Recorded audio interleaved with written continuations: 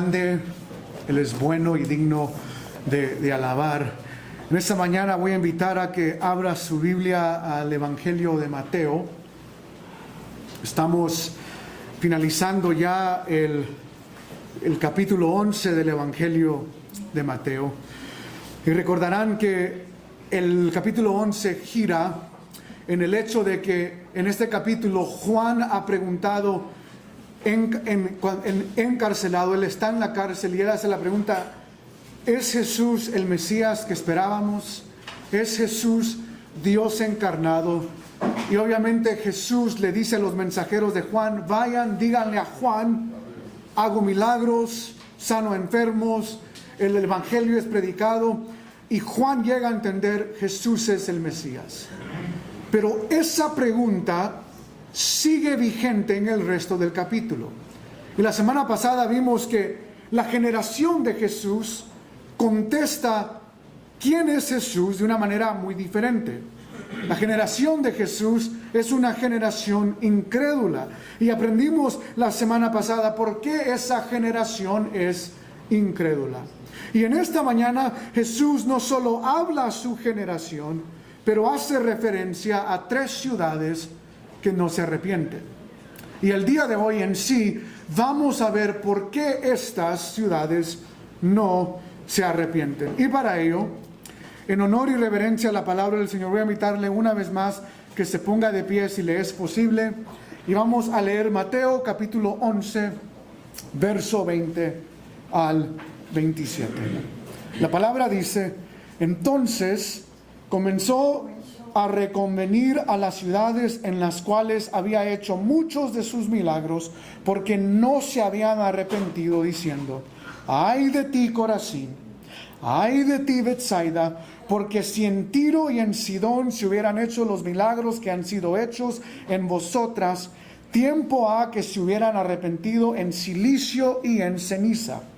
Por tanto os digo que en aquel día del juicio será más tolerable el castigo para Tiro y para Sidón que para vosotras.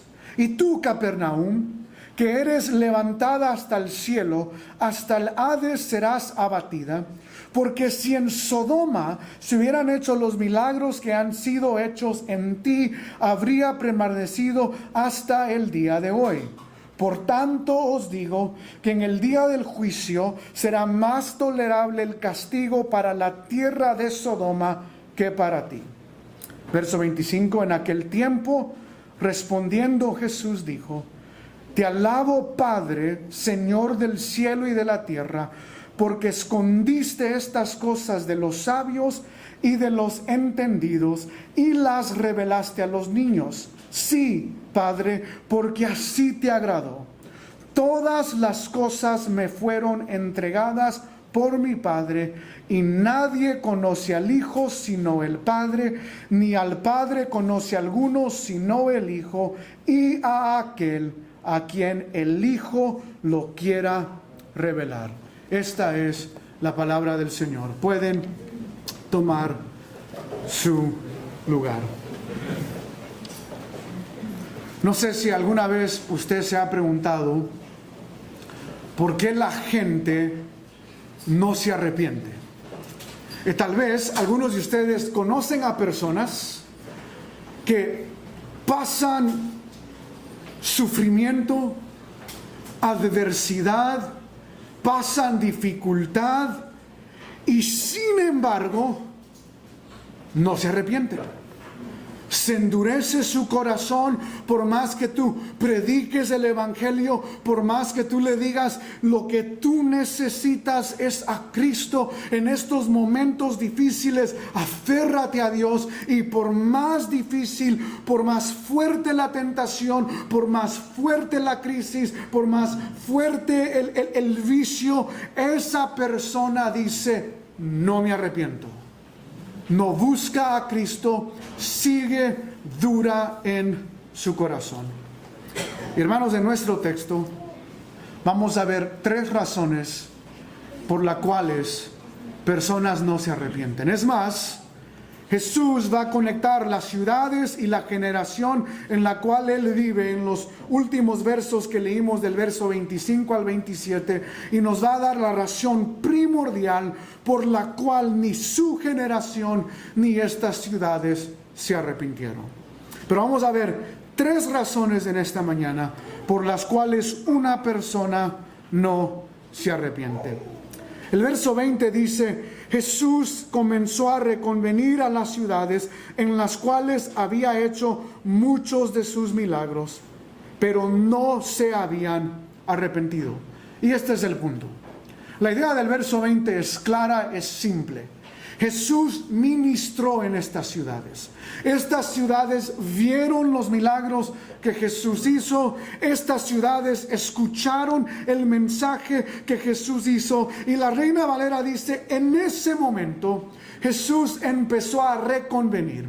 Y la Reina Valera aquí no nos ayuda mucho. La Nueva de las Américas dice: entonces Jesús comenzó a reprender a las ciudades.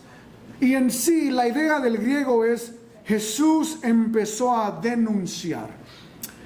Otra palabra para denunciar es: Jesús empezó a insultar o hizo reproche. Y la idea es que Jesús tiene un disgusto santo con estas ciudades. Jesús tiene en su santidad un disgusto por el hecho de que estas ciudades vieron los milagros, escucharon su mensaje y sin embargo no se arrepintieron. Endurecieron más su corazón. Y yo lo mencioné la semana pasada. El problema con esta generación, el problema con esta cultura, preste atención, es no el hecho de que hay falta de evidencia. El incrédulo no cree por falta de evidencia. Recientemente hay un apologista que debate mucho con los musulmanes. Su canal de YouTube se llama God Logic. Es un afroamericano que debate mucho con musulmanes. Y él tuvo un debate con Mohammed Hijab, uno de los prominentes eruditos en el mundo musulmán. Y God Logic, su nombre es Avery, pero es conocido por su canal de YouTube, debate con Mohammed Hijab. Y el problema con el Islam es que el mismo Corán le dice al Islam que ellos tienen que verificar todas sus enseñanzas con la previa revelación, es decir, con la Biblia nuestra. Y el problema es que el Corán contradice la Biblia nuestra y las enseñanzas de Jesús. Y eso es lo que God Logic le hizo ver a Mohammed Hijab. Tus mismas escrituras dicen que tú tienes que verificar el Cristo que tú predicas con el Cristo de la Biblia. Y si tú lees el Corán rápido te das cuenta de que es otro Cristo. Y en mi opinión, y en la opinión de muchos, aún de muchos musulmanes, God Logic ganó el debate. Y esta persona, en vez de arrepentirse, en vez de medir las evidencias, en vez de pensar realmente lo que sus mismos escritos dicen en cuanto a verificarlo con la revelación de los evangelios, esa persona le dio una demanda a God Logic, quiere cancelar su canal y están en un pleito de corte. Pero este es el punto. ¿Por qué no cree esta persona? No es por falta de evidencia. No es porque las pruebas no son suficientes, es por la dureza de su corazón. Y es lo mismo aquí. Corazín vio los milagros de Jesús. Betsaida vio los milagros de Jesús. Capernaum vio los milagros de Jesús. No es por falta de milagros, no es por falta de enseñanza, no es por falta de evidencia que no creyeron. El punto aquí es: ellos vieron, pero no se arrepintieron. Y por eso Jesús dice: ay de ti, Corazín, y ay de ti, Betsaida. ¿Qué es arrepentimiento? Definición simple. La palabra griega es metanoeo. Es alguien que tenía un punto de vista de esta manera, miraba las cosas de esta manera, vivía de cierta manera, viene Cristo y esa persona iba por este rumbo y luego da una vuelta de 180. Es decir, estaba acá, conoció a Cristo y ahora voltea. Va rumbo, su vida ha girado hacia otra dirección. Yo tengo un amigo, algunos de ustedes lo conocen, ha predicado aquí, es uno de los ancianos de Calvary Bible Church, el pastor Chaz. En su tiempo de vida estaba a punto de ir a la NFL, estaba a punto de pasar ese proceso, jugó quarterback con la Universidad de Cincinnati, fue bueno, o sea, para poder empezar, o sea, ser titular, o sea, no era de la banca, era titular, y estaba pensando en el proceso de me meto en el draft de la NFL para poder ser un titular en la NFL, y empieza a conocer de Dios y su vida gira. Dejó su carrera futbolista y en vez de seguir ese camino, decidió dejar eso, seguir a Cristo, meterse en el seminario y ahora es un pastor. Eso es arrepentimiento. Tenía mis sueños, tenía mis planes, tenía yo un punto de vista y luego Cristo vino y fue mi todo en todo. Y mi vida cambió. Y no siempre es decisiones pecaminosas, a veces es decisiones cotidianas, pero el punto del arrepentimiento es dejamos el pecado, sí, pero no es solo el pecado lo que dejamos. Toda nuestra vida es cambiada por el Evangelio de tal manera que Cristo es mi todo y todo. ¿Y qué es arrepentimiento? Yo vivo para Cristo y solamente para Cristo. Y entonces Jesús dice, evidencia les di para que vivieran para mí, pero estas ciudades no quisieron. Corazín es reprendida, la palabra ay es una sentencia de juicio, viene dolor hacia ti.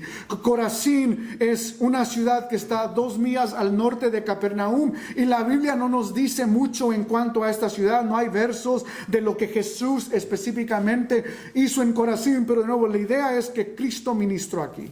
Betsaida está al norte del mar del Galilea, aquí es donde nació Pedro, donde nació Andrés, donde nació Felipe, aquí es donde Jesús en el mar de Galilea caminó, o sea, sus discípulos lo vieron caminar sobre el agua. En Marcos 8, 22 al 26, Jesús nos dice que Él sanó a muchos ciegos, Él hizo muchos milagros en Betsaida, y de nuevo la idea es, Jesús hizo milagro tras milagro, tras milagro, se mostró quién Él es, y sin embargo, Corazín y Betsaida no se arrepintieron.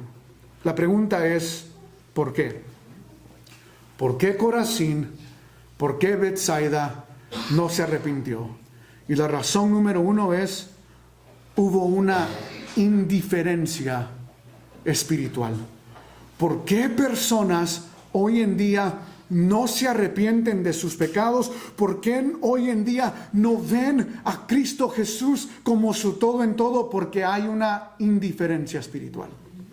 El Cristo que el mundo quiere, el Cristo que tal vez algunos de nosotros queremos, no es el Cristo que es nuestro en todo en todo. Nuestra vista de Cristo es un Cristo que es como el genio en la lámpara mágica de Aladín.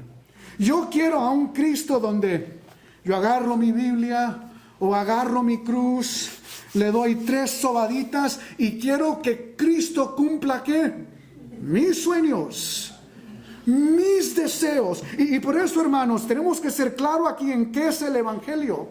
El Evangelio no es promesa de que Cristo va a mejorar tu vida. Es muy probable que esta semana te vaya peor y tú dices, ¿para qué fui a la iglesia?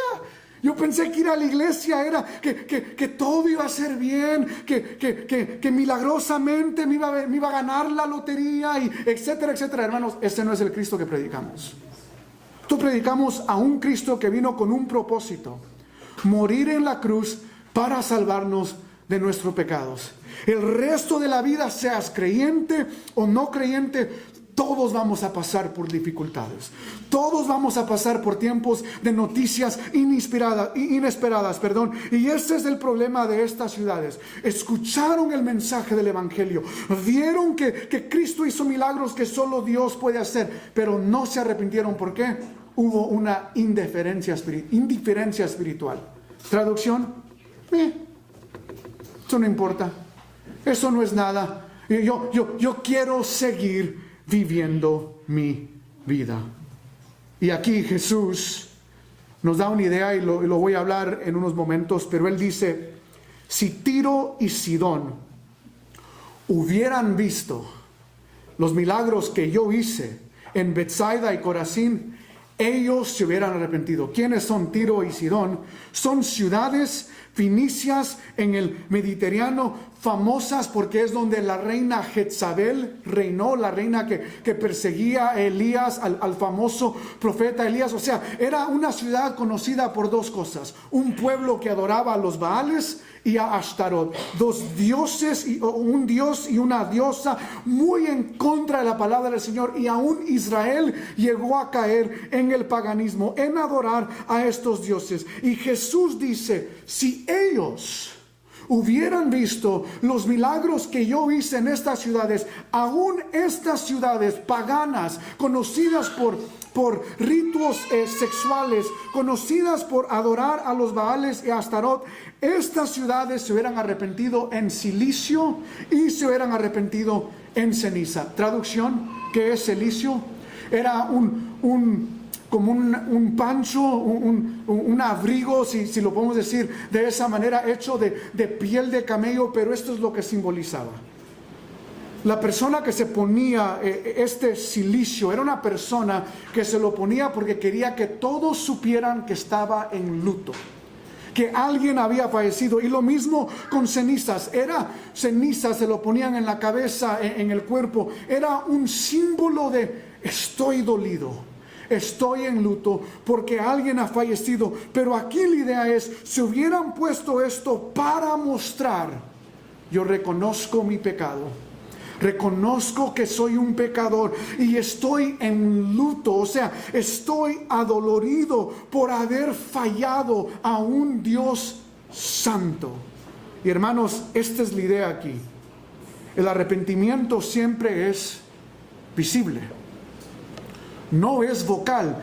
Por eso nosotros, si usted se pregunta, ¿por qué no hacen llamados al altar? ¿Por qué no pasan a gente al final de los servicios para que acepte a Cristo? Porque el arrepentimiento no tiene que ver con una oración repetida.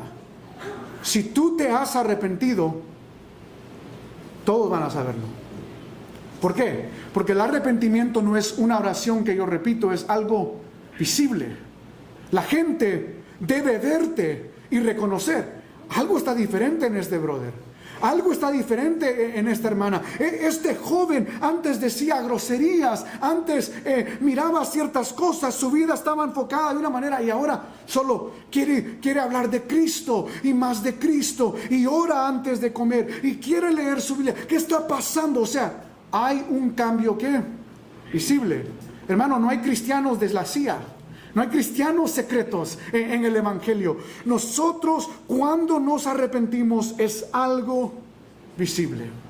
Y Jesús dice: estas ciudades, Sidón y Tiro, ciudades reconocidas por su frialdad, por su enemistad contra el pueblo de Dios, si ellos hubieran visto estos milagros, se hubieran arrepentido.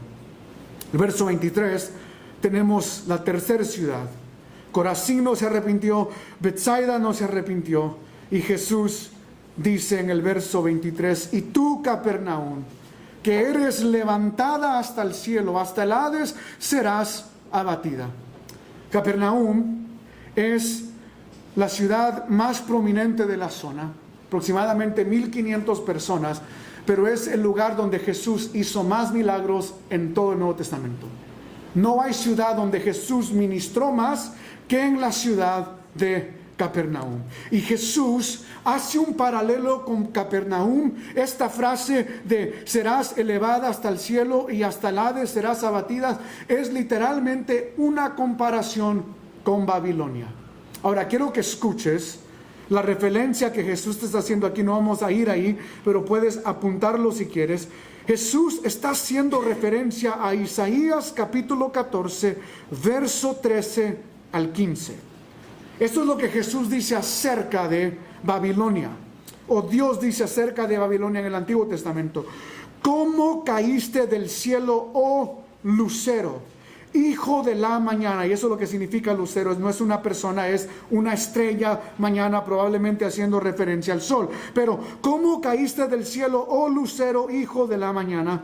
Cortado fuiste por tierra, tú que debilitabas a las naciones, tú que decías en tu corazón, y aquí está: subiré al cielo en lo alto, junto a las estrellas de Dios, levantaré mi trono y en el monte del testimonio me sentaré, a los lados del norte, sobre las alturas de las nubes subiré y seré semejante al Altísimo. Mas tú derribado eres hasta el Seol, a los lados del abismo. Traducción: Babilonia, Nabucodonosor, el imperio babilónico se creía Dios.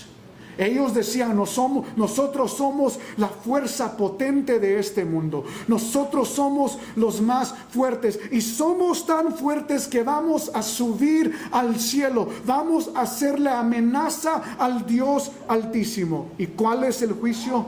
Tú que creciste, que pensaste subir, que pensabas que lo tenías todo, Dios dice de Babilonia: serán derribados hasta el Hades. O sea, te crees que estás aquí, pero yo te voy a derribar, no a la tierra, no al mar, sino a lo más profundo, a lo más lejos del cielo te voy a derribar, que es el Hades, el lugar de la muerte para el judío. Hay un contraste grande. ¿Y qué está diciendo Jesús acerca de Capernaum? Capernaum es el Babilonia del Nuevo Testamento. Tú, igual que Babilonia, te crees la super ciudad, la ciudad intocable. Y Jesús dice: tú crees estar por encima del cielo, y sin embargo serás derribada hasta el Seol. Y aquí está el punto. No es solo indiferencia espiritual por la cual gente no se arrepiente. La mayor razón, o una de las razones mayores por la cual la gente no se arrepiente, ¿sabes cuál es? El orgullo, la altivez. Yo no necesito a Dios. ¿Para qué necesito a Dios? Algunos de ustedes se han topado con gente así. ¿Para qué necesito a Dios? ¿Para qué necesito ir a la iglesia? Yo soy bueno. Yo no molesto a nadie. Yo viendo mis partidos, tranquilito en casa, yo no le hago daño a nadie. Tengo a mi familia, tengo a mi esposo, tengo a mi esposa, tengo un buen salario, tengo un buen trabajo, viajo por aquí, viajo por allá. Yo estoy bien, yo no necesito a Dios. ¿Sabes qué es eso? Orgullo. Traducción: yo soy mi Dios. Hermanos, ese es el dilema mayor de nuestra cultura. Nuestra cultura se cree Dios. Nuestra cultura se cree autosuficiente. Y esta es mi pregunta para ti. Si tú eres esa persona que dice: yo realmente no necesito a Dios, ¿sabes cuál es mi pregunta a ti? ¿Cómo te está funcionando eso? ¿Cuántas pastillas más hasta que llegues a entender que necesitas a Dios? ¿Cuántas crudas más y cuántas chelas más donde te quita el dolor por un tiempo y luego al día siguiente que viene a memoria todo el dolor que estás pasando? ¿Cuántas cervezas más, cuántas crudas más, cuántas drogas más va a requerir para que tú veas que tu solución no es un vicio, es Cristo Jesús? Tú necesitas a Cristo en esta mañana. No dejes que tu orgullo de creer que tú puedes salvarte a ti mismo te detenga de venir a Cristo. Indiferencia espiritual, El orgullo son dos razones por la cual estas ciudades no se arrepintieron, realmente creían que estaban bien. Y Jesús nos da dos verdades teológicas, un poco difícil de asimilar, pero están en nuestro texto y es importante explicarlas. Jesús dice, si Sidón y Tiro hubieran visto los milagros, se hubieran arrepentido. Jesús dice, si Sodoma, un lugar, recuerdan, este es el lugar donde vivía Lot, Sodoma y Gomorra es la referencia aquí, donde ángeles fueron a predicarle a Lot, ángeles fueron a ministrar en esa ciudad para que el juicio de Dios, aún Abraham intercede y dice, si hay 50 justos, destruirás a la ciudad, y llega Abraham de 50 y termina con 10, y Dios dice, si hay 10 justos, yo no destruyo la ciudad. Pero no habían 10 justos, una ciudad conocida por su prominencia, por el homosexualismo, aún quieren violar a estos ángeles, quieren tener relaciones íntimas con estos ángeles, y de esa ciudad, dice Jesús, si ellos hubieran visto el milagro que hice en Capernaum, esta ciudad malvada que tú y yo diríamos, ciudad como esa no existe hoy en día. Yo diría, hay muchas ciudades hoy en día que existen de esa manera, pero Jesús dice, ellos se hubieran arrepentido. Y esta es la primera verdad teológica. Dios, en su soberanía de la salvación, tiene un conocimiento contingente. Es decir, Dios sabe que si Jesús hubiera estado presente en estas ciudades y hubiera predicado y hubiera hecho sus milagros, esas ciudades se hubieran arrepentido. Y aquí está el punto. La refutación de nosotros es, y tal vez usted lo está pensando, frente a los de México son bien así al tiro, entonces ¿por qué Dios no les dio esos milagros? Si quería que se salvaran, ¿por qué no les mostró? ¿Por qué no envió a Cristo? Y esa es la refutación teológica. Si Dios sabe que Sidón y Tiro y que Sodoma, si ellos hubieran visto a Cristo Jesús encarnado, si hubieran visto estos milagros de caminar en el agua, de sanar enfermos, ¿por qué Dios no les dio estos milagros? Traducción, ¿saben por qué? Porque los milagros que sí les dio fueron suficientes para que ellos se arrepintieran.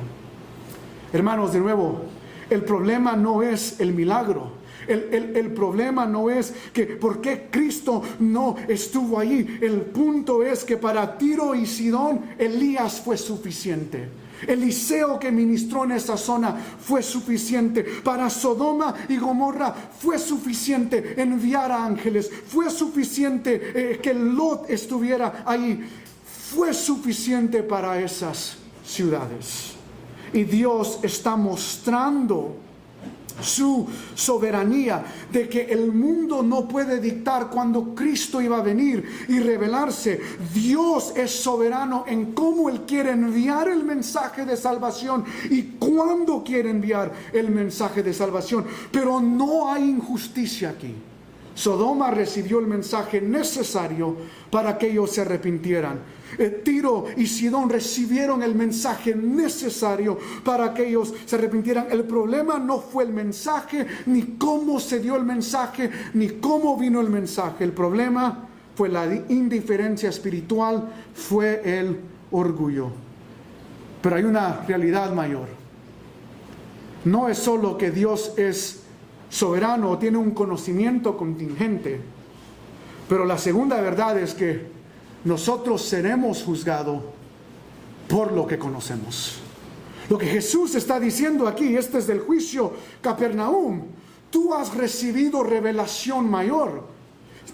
Betsaida, Corazín, ustedes han recibido revelación mayor. ¿Por qué? Sodoma y Gomorra nunca vieron a Dios encarnado caminar en medio de ellos, pero Corazín sí, y Betsaida sí, y Capernaum sí. Y por eso Jesús dice, el juicio será más tolerable para Tiro, Sidón y Sodoma, que no vieron esta revelación, que a ustedes. Pero aquí les va, hermanos. Nosotros no tenemos solo el mensaje los milagros de Jesús. Nosotros no solo tenemos las narrativas de un Cristo que muere, resucita y asciende y está reinando con el Padre. Nosotros tenemos toda la revelación de Dios desde Génesis hasta Apocalipsis. Tenemos la evidencia del canon, la evidencia histórica, la evidencia arqueológica. Tenemos las enseñanzas espirituales, la historia de la iglesia. Y esta es la idea de Jesús. Nuestro juicio será ¿qué? Mayor. Aún el estar aquí escuchando este mensaje, tú tienes un conocimiento que otros no tienen. Y el punto de Jesús a dar esta ilustración de estas ciudades es: aquel que no se arrepiente, conociendo lo que conoce, la verdad que conoce, el juicio será mayor. Por eso aún Santiago dice de pastores: es mejor que no todos sean predicadores, es mejor que no todos sean maestros, porque habrá un juicio mayor. Y en estos versos hemos visto por qué no se arrepintieron estas ciudades. Indiferencia espiritual, por el orgullo que tenían. Pero aquí viene lo fácil y difícil. Verso 25 al 27, la tercera razón. Ahora, hermanos, esto es fácil de explicar y usted lo va a ver en el texto. El problema no es la explicación de lo que voy a decir. El problema para nosotros es asimilar lo que voy a decir. Es entender lo que voy a decir. Pero en aquel tiempo, después de que Jesús muestra por qué estas ciudades no se arrepienten, nos da una razón más. En aquel tiempo, respondiendo Jesús dijo: te alabo, Padre, Señor del cielo y de la tierra, porque ¿qué? Escondiste. Ok, vamos a leer lentamente. ¿Quién escondió? El Padre. Porque escondiste estas cosas de los sabios y los entendidos y la revelaste a los niños. Ahora, verso 26. Sí, Padre, porque así que te agradó. Ok, Jesús está diciendo: el Padre escondió esto de los que tienen conocimiento, de los sabios. ¿Quiénes son los que tienen conocimiento? ¿Quiénes son los sabios? Hay dos ideas aquí. Hay aquellos que son orgullosos y creen que saben mucho, pero en el contexto es: Él se escondió de esta generación, la generación de Jesús, y Él se escondió de estas ciudades. En otras palabras, razón número 3, ¿por qué no se arrepintieron estas ciudades? Porque Dios no se reveló a ellos. Para decirlo de otra manera, Dios no destapó sus ojos, Dios no ensuavizó sus corazones, Dios se escondió de ellos. ¿Y qué? ¿Se reveló a quién? A los niños. ¿Quién hizo esto? Dios. Dios decidió a quién esconderse. Dios decidió a quién revelarse. Es lo que llamamos la doctrina de elección y predestinación. De que Dios es el que decide. De nuevo, por eso, difícil de explicar, hermanos, no es difícil. El texto dice lo que dice. Ahora, por si no está convencido, sigamos leyendo. Verso 27. Este fue el Padre en el verso 25. Ahora el verso 27. Este es Jesús hablando. Todas las cosas me fueron entregadas por mi Padre, y nadie conoce al Hijo sino el Padre, ni al Padre conoce alguno sino el Hijo. Y aquí está la clave: y aquel a quien el Hijo, ¿qué? Lo quiera revelar. Traducción: ¿por qué estas ciudades no se arrepintieron? Porque el Hijo, aunque hizo milagros, aunque dio sanidades, al final el Hijo, igual que el Padre, no que destaparon sus ojos, no ensuavizaron sus corazones. De nuevo, Es lo que se llama la doctrina de la elección y la predestinación. D.A. Carson dice lo siguiente: el contraste se da entre quienes son autosuficientes y se consideran sabios y quienes son dependientes y disfrutan de que les enseñen. De nuevo, haciendo el contraste entre los sabios y los hijos. Pero el punto aquí no es que estos no vieron por su manera de ser. La idea de Jesús es que son lo que son, tienen una indiferencia espiritual, tienen un orgullo precisamente porque Cristo no se reveló a ellos, precisamente porque Dios se escondió de ellos y quiso revelarse a los niños. Ok, viendo esto, la pregunta de todo ser humano es: ¿cómo es posible que esto es justo? Ese es el dilema de esto, porque por un lado Dios está juzgando a estas ciudades por no arrepentirse y comparándolas con ciudades del Antiguo Testamento que se hubieran arrepentido, se hubieran visto estos milagros, y Jesús nos da razones humanas de por qué no se arrepienten. Pero luego Jesús dice: para que no haya confusión, también no se arrepienten porque Dios es soberano en quien Él quiere esconderse y a quien Él quiere revelarse, y el Hijo es soberano en a quien Él quiere revelarse. Entonces, la pregunta es, de nuevo, ¿cómo es esto justo? Y le voy a dar dos ilustraciones para ayudarle a ver la justicia de Dios. La primera, y no le va a gustar: nosotros no merecemos nada. No merecemos perdón, no merecemos gracia, no merecemos misericordia. Y el problema del ser humano es que muchos de nosotros hemos sido endoctrinados a que de una manera u otra merecemos la salvación. Aquí está la ilustración. Un joven y otro joven, los dos crecen misma ciudad, van a la misma escuela, tienen mismo crecimiento familiar. Uno mata a una joven de 25 años, el otro mata a una joven de 25 años.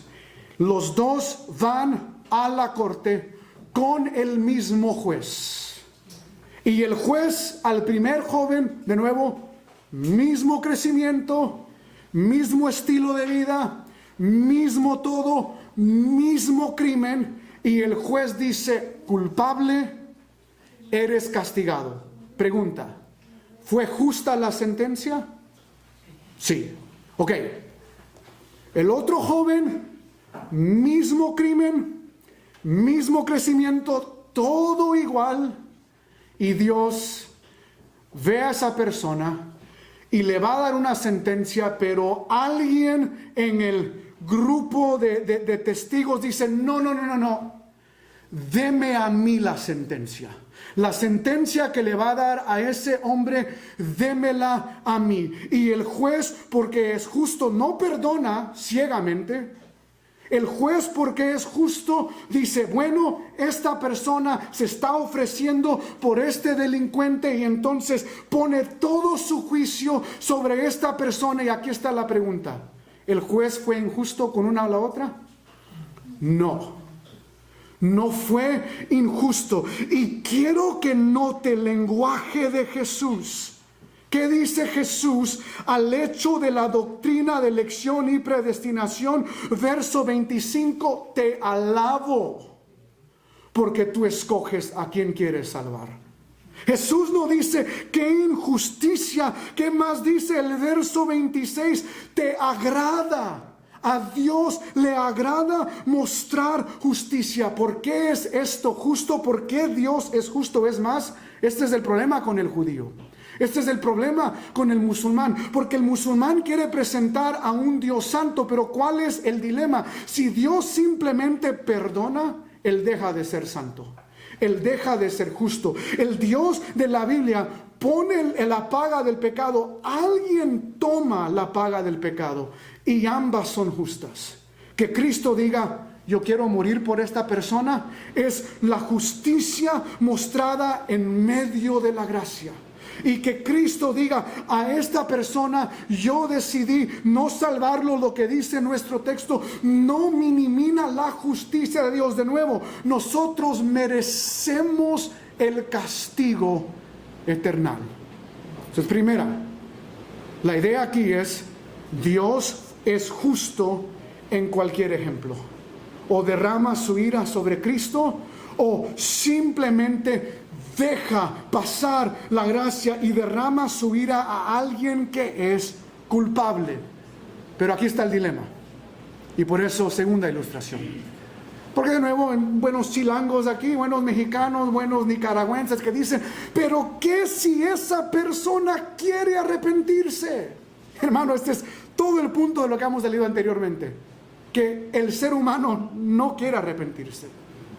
Entonces, lo que muchos hacen es: si Dios es soberano en la salvación, entonces yo simplemente soy un títere.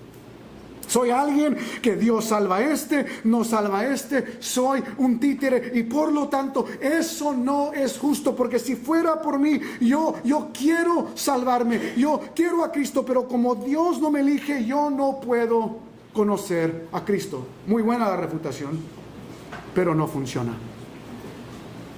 El puritano nos ayuda aquí. Stephen Charnock tiene un libro que se llama La Providencia de Dios, y él da una ilustración. Imagínate una pelota, y voy a cambiarla un poco, pero ya que está el mundial, una pelota de fútbol, ¿okay? La pelota, por su esencia, ¿cómo es una pelota? ¿Es cuadrada? ¿Triangular? ¿Qué es? Redonda. La pelota, por su esencia, lo que hace es rueda, rebota, porque esa es su esencia. ¿Cierto? ¿Están conmigo? Ok. Ahora, para que la pelota se mueva, requiere que alguien, ¿qué? Patee la pelota. O sea, si estamos hablando del fútbol, la pelota no se mueve si alguien no patea la pelota. Requiere que la pelota patee para que se mueva. Pero después de que tú pateas esa pelota va a funcionar de acuerdo a su esencia. Y hay dos opciones.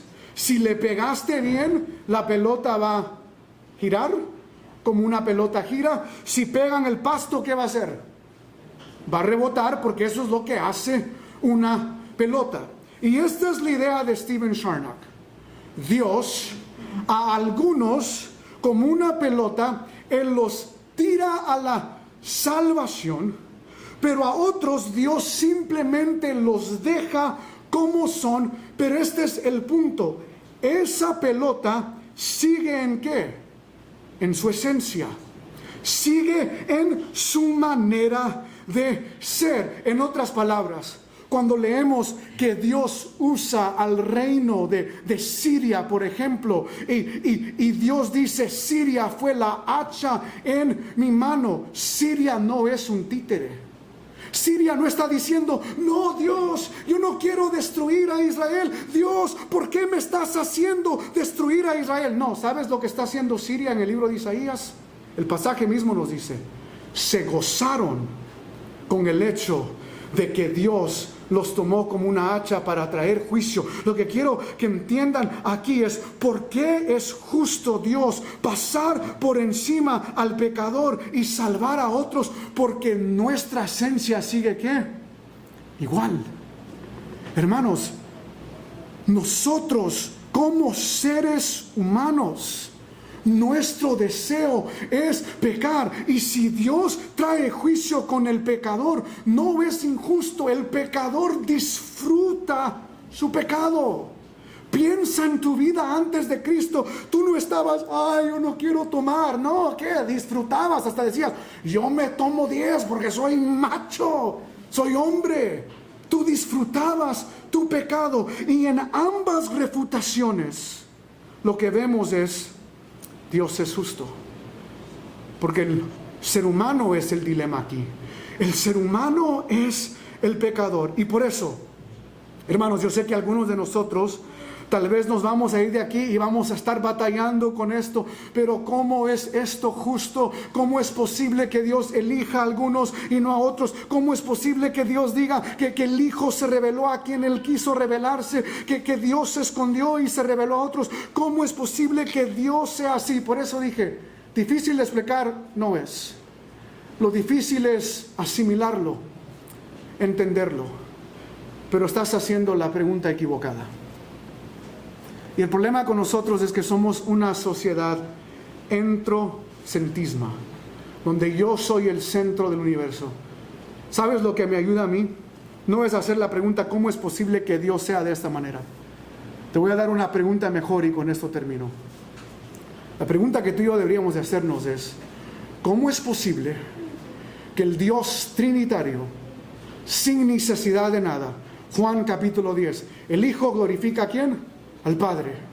El Padre glorifica al Hijo en presencia del Espíritu Santo. Hay mejor adoración, no existe, de que el Padre glorifique al Hijo, que el Hijo glorifique al Padre en presencia del Espíritu Santo. Mejor unidad, mejor acuerdo no hay. O sea, Dios no está solo en la eternidad. Él tiene todo lo que Él necesita, todo lo que Él requiere. Y esta es la pregunta correcta. Un Dios perfecto que tiene una relación perfecta, una relación trinitaria. ¿Cómo es posible que Él está dispuesto a hacer una creación y hacer a un mundo donde va a haber pecado, donde personas se van a rebelar en contra de Él? Y la pregunta que tú y yo debemos hacernos por el resto de nuestra vida es, ¿cómo es posible que un Dios santo, perfecto, que lo tiene todo, la doctrina de la seidad, sin necesidad de nada, dice,